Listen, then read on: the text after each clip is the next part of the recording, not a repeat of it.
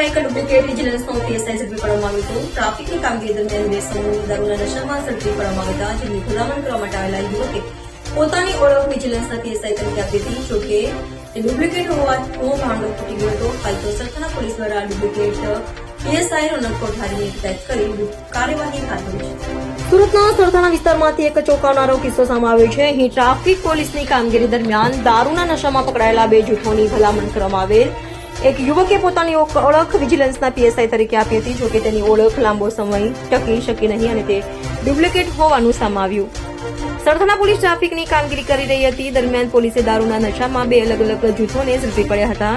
જ્યારે આ દારૂડિયાઓને પોલીસ સ્ટેશનમાં લાવ્યા હતા ત્યારે રોનક કોઠારી નામનો એક યુવક તેની ભલામણ કરવા માટે પોલીસ સ્ટેશન પહોંચ્યો હતો।